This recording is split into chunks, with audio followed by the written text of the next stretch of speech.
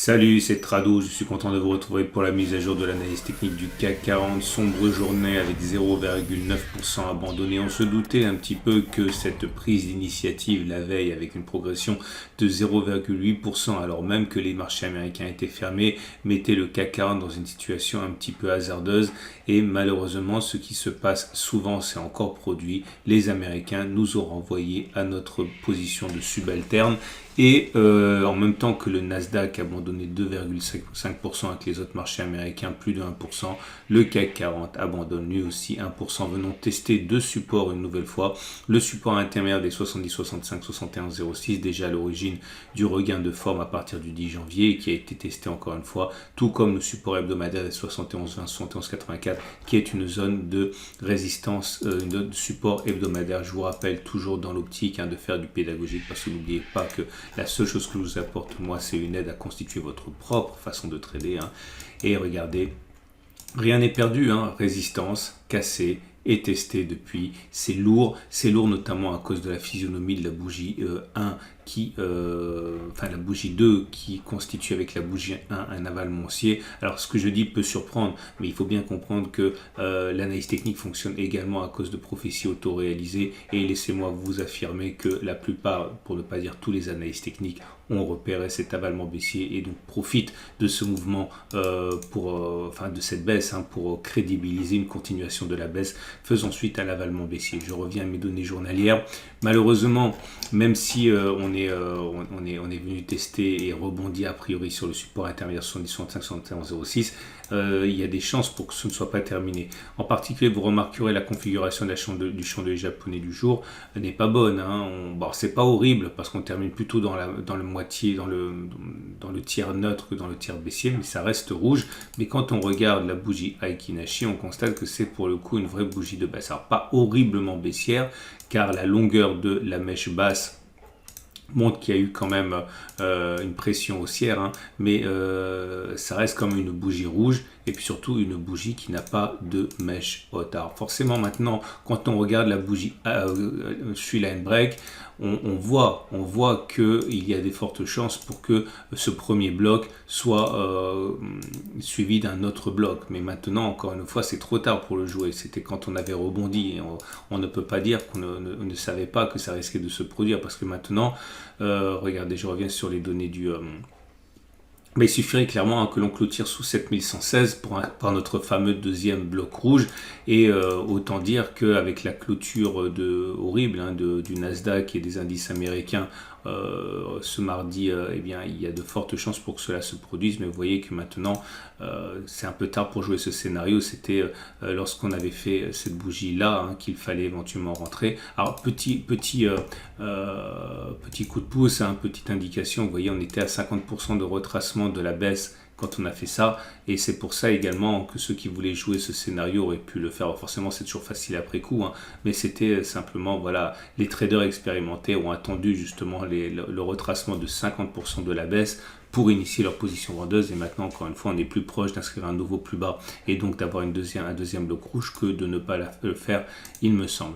Les indicateurs techniques, alors on a toujours, ça j'en parle pas tout le temps parce que ça fait des vidéos toujours trop longues, mais rappelez-vous que l'on a toujours notre vague de Wolf 1, 2, 3, 4, 5 qui nous invite à considérer, regardez, 1, 2, 3, 4, 5, 6, ça invite à aller toucher le point 4 ici, et ça nous servira tout à l'heure pour la construction des trades, et puis la fourchette d'Andrews qui n'est toujours pas activée, cette fourchette d'Andrews, parce qu'on est toujours dans la fourchette d'Andrews précédente, mais normalement, si la fourchette d'Andrews précédente est cassée, on devrait aller chercher la médiane. Pour mémoire, regardez la précédente fourchette d'Andrews, un plus bas, un plus haut, un plus bas consécutif.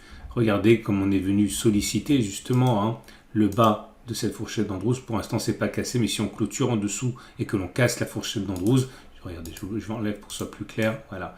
Si on casse cette fourchette d'Andrews, eh bien normalement on active la nouvelle et ça vous donnerait un objectif qui est d'aller chercher, vous le savez, statistiquement, cette médiane. Autrement dit, la baisse ne serait pas terminée. À surveiller de près et également, bon ça se trade, on verra ça un petit peu plus tard.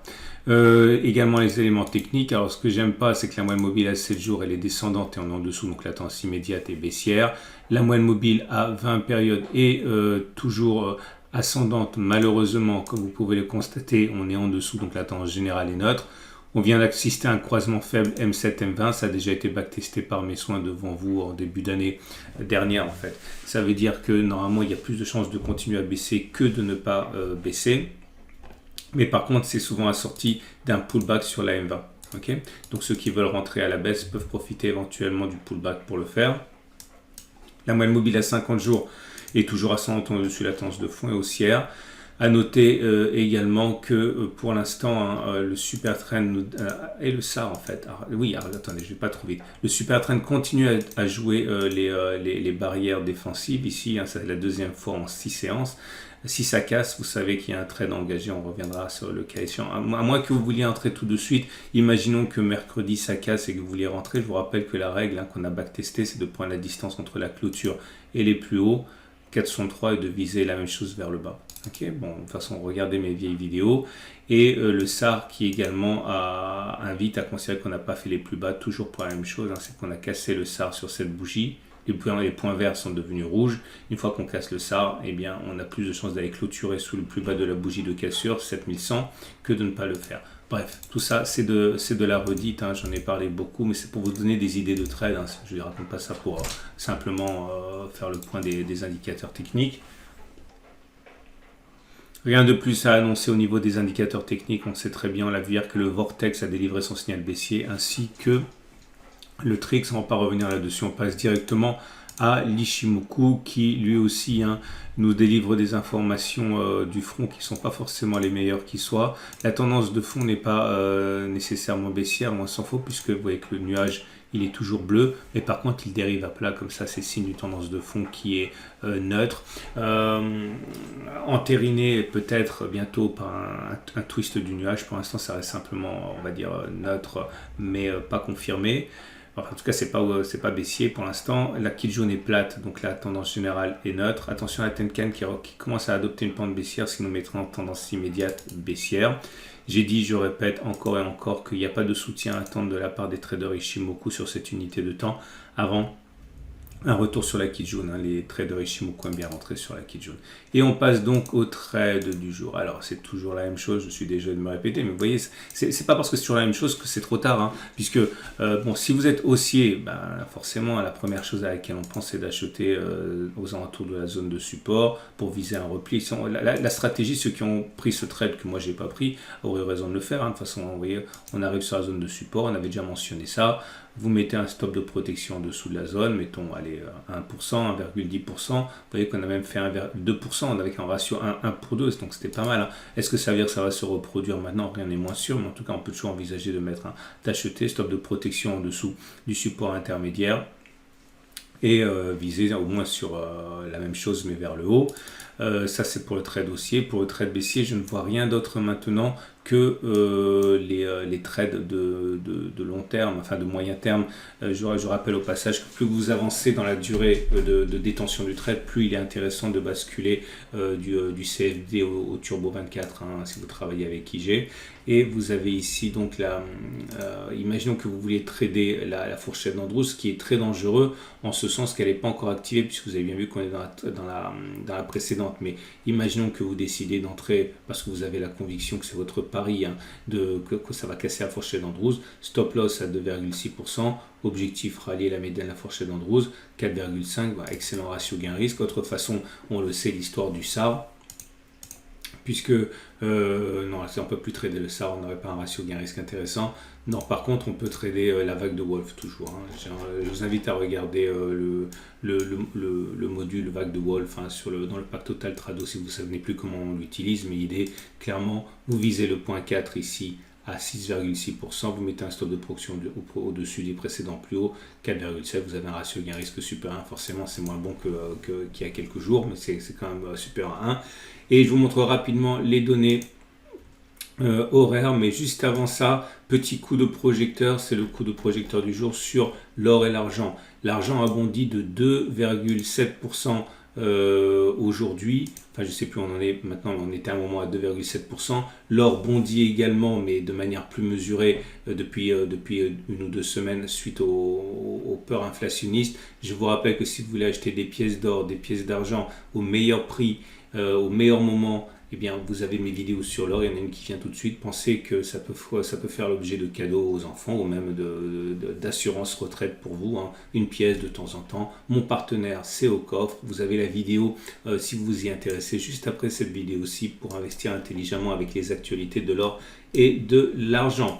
Et on passe donc à, regardez, ça c'est les données horaires, donc vous voyez c'est la zone qu'on avait mentionnée hier. De toute façon, il n'y a rien de magique dans l'analyse technique et le trading, hein. Quand vous avez un petit peu d'expérience, vous voyez, tout le monde voit la même chose, hein. Donc si vous étiez rentré sur le support 7116, 7106, c'était ici, voilà.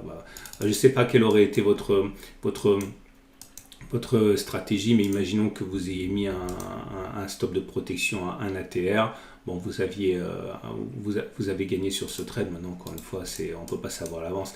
Pour demain, ça ne change rien. Je pense qu'on a toujours les mêmes zones, hein. Zone d'achat, cette zone de support intermédiaire 7065, 7116. Ok, et zone de vente pour moi, ça sera sûrement pas pour demain, mais un retour sur les 7376, 7385. Voilà, je vous souhaite une excellente journée. Je vous invite à regarder la vidéo sur l'or et sur l'argent. Je vous invite également à liker cette vidéo si vous l'avez aimé, c'est important pour moi, ça me fait très plaisir et ça me donne de la visibilité. Et si vous l'avez vraiment aimé, pensez à vous abonner à la chaîne YouTube et vous recevrez également comme ça des alertes, notamment les alertes de trading, etc. directement par notification sur votre téléphone si vous avez activé l'abonnement et la petite clochette.